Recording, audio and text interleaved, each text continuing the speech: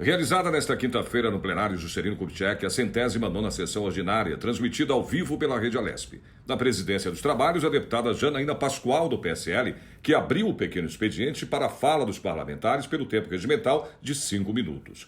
O deputado Frederico Dávila, primeiro orador, citou na tribuna a Lei 17.293, que aumenta os impostos dos insumos e dos produtos agrícolas. Como várias das pessoas das cidades não sabem, aqui todos os deputados aqui são de regiões urbanas, a maioria, inclusive eu queria aproveitar que a deputada Letícia aqui, lá da região de São José dos Campos, a BASF é lá em São José dos Campos, tem uma planta onde fabricam muitos defensivos agrícolas, muitos insumos agrícolas são fabricados naquela planta da BASF e que terão os seus produtos majorados com impostos a partir do ano que vem, através do projeto 529 que se tornou lei.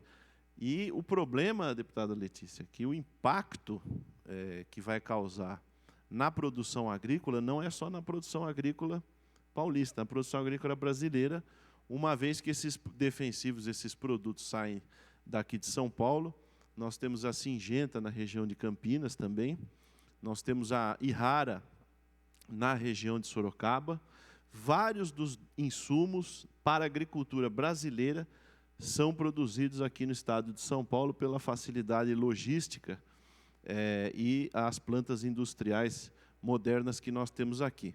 E semana passada, numa live com o presidente da CropLife Brasil, que reúne as empresas fabricantes de defensivos, o Christian Lobauer, que até foi candidato a senador pelo Partido Novo, nas últimas eleições, falou que várias empresas que têm a sua planta industrial aqui em São Paulo estão reestudando os investimentos para levar para outros estados após a aprovação do 529, que aumenta os tributos sobre defensivos e produtos agrícolas. A deputada Letícia Aguiar falou do desafio desse ano de 2020 devido à pandemia do coronavírus. Pois bem, esse ano de 2020 ele foi um ano bastante diferente, foi um ano difícil, desafiador para todos, né? Para a população, para as autoridades sanitárias, as autoridades médicas, para as autoridades políticas.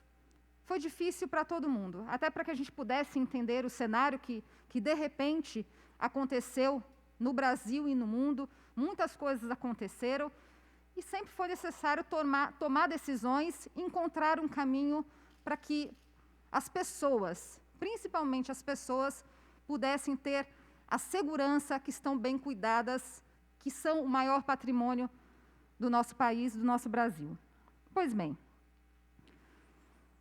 o que nós temos visto, que eu particularmente tenho observado como parlamentar e como mulher geralmente é mais observadora e mais detalhista, é a maneira como o governador de São Paulo, o governador João Dória, tem atuado nesse momento de pandemia. Inclusive, foi criado o grupo PDO, Parlamentares em Defesa do Orçamento, do qual eu faço parte, tenho muito orgulho disso, onde nós fomos visitar, fiscalizar hospitais, fiscalizar contratos, compras, e encontramos diversas irregularidades que foram prontamente denunciadas. O deputado Douglas Garcia entrou com uma ação popular na Justiça contra a compra da vacina Coronavac para o Estado. O Ministério Público do Estado de São Paulo se manifestou através da promotora de justiça. Eu quero aqui parabenizar, inclusive, a opinião do Ministério Público, o parecer do Ministério Público pela 4ª Promotora de Justiça de Mandados de Segurança, a senhora doutora Carla Maria Altavista Mapelli, que decidiu, que opinou, que fez aqui no seu parecer direcionado ao Tribunal de Justiça do Estado de São Paulo com relação à minha ação popular, deputada Janaína Pascoal. Veja só o que ela disse: não é aceitável o Poder Executivo gastar 90 milhões na vacina Coronavac e simplesmente negar-se a prestar contas à população, que é fundamento fim para o desenvolvimento da vacina. A conduta adotada pelo Poder Executivo está em desalinho com os princípios da moralidade e transparência da gestão pública e prestação de contas, devendo o contrato vir a ser apresentado nos autos. E ela ainda continua: Ressalto a um franco desalinho de conduta quando contrapomos, de um lado, a paralisação do comércio, escolas, da vida de toda uma sociedade, onde o Estado pede que os cidadãos se conscientizem e cooperem com o Estado de outro.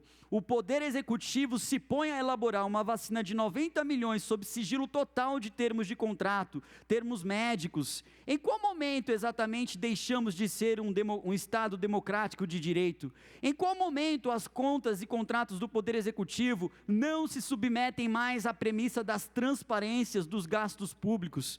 Parabenizo aqui a esse parecer excelente, digno de um membro do Ministério Público do Estado de São Paulo, a promotora de justiça. O deputado Major Meca falou do orçamento anual para o Estado e da falta de transparência.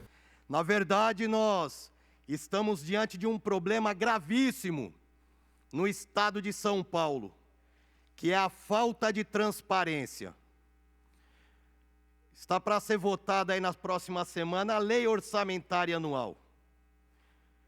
Nós votaremos um orçamento de mais de 349 bilhões de reais para o nosso Estado. E dentre a destinação desse recurso a todas as pastas, o que nos preocupa e muito, como parlamentares, como fiscalizadores das ações do Poder Executivo, é a forma como esse dinheiro é empregado. O governo não tem transparência em relação ao dinheiro dos nossos impostos que são gastos dentro do Estado de São Paulo. Nós não sabemos o absurdo de todos nós tomarmos conhecimento de um contrato do governo do Estado de São Paulo, feito com outro país, com a Sinovac, com o laboratório Sinovac na China, todos nós tomarmos conhecimento através de um veículo de imprensa, isso beira a um ato criminoso. Isso é improbidade, é desonestidade. No grande expediente, a deputada Letícia Aguiar voltou à tribuna para falar sobre o Plano São Paulo. Logo no início do mês de dezembro, após, mais uma vez, o governador João Dória utilizar do poder dele para impedir as pessoas de trabalhar, de sustentar e levar o seu ganha-pão para casa, um dia após as eleições, ele mudou o Plano São Paulo, retrocedeu o Estado de São Paulo para a fase amarela. Nós sabemos que o mês de dezembro, eu sou filha de comerciantes, trabalhei a minha vida inteira atrás de um balcão de uma loja, e eu sei o quanto o mês de dezembro é aguardado, é esperado pelos comerciantes, com o objetivo de vender, de sustentar o seu comércio, de pagar os seus empregados. E a lógica, o raciocínio que o Plano de São Paulo tem feito para retroceder para a fase amarela é para evitar aglomerações. Ora, se durante o período de dezembro o comércio é mais procurado, as pessoas vão até as lojas para adquirir os seus presentes de Natal, porque já é uma tradição isso no mundo inteiro, por que nós temos que reduzir o horário de funcionamento? Se a gente reduz o horário de funcionamento, consequentemente, terão mais pessoas durante aquele horário. Não faz sentido. O porquê disso? O deputado Frederico Dávila voltou à tribuna e citou algumas entidades contra o aumento de impostos nos insumos. Eu queria agradecer desde já a Fiesp, na figura do Dr. Paulo Scaff, a quem eu mando minhas recomendações, ao Dr. Edivaldo Delgrande, presidente da OCESP, das cooperativas, Organização das Cooperativas do Estado de São Paulo, e o presidente da Federação da Agricultura do Estado de São Paulo, a FAESP, na figura do meu amigo querido Tirso Meirelles. Então, parabéns a essas três entidades que não se curvaram ao governo do Estado e nem ao governador do Estado, e estão com essa ADI no TJ para impedir o aumento de impostos sobre diversos bens insumos da agricultura, produtos do campo e também insumos de engenharia e insumos de saúde, insumos para a saúde como agulhas, seringas, recipientes de medicamentos, insumos para medicamentos, enfim. Queria também aqui mandar meu abraço a toda a ALANAC, Associação de Laboratórios Nacionais,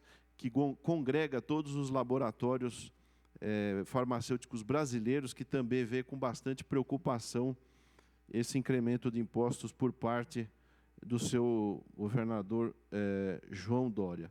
Não havendo mais oradores inscritos no grande expediente, a sessão ordinária foi levantada e os trabalhos encerrados.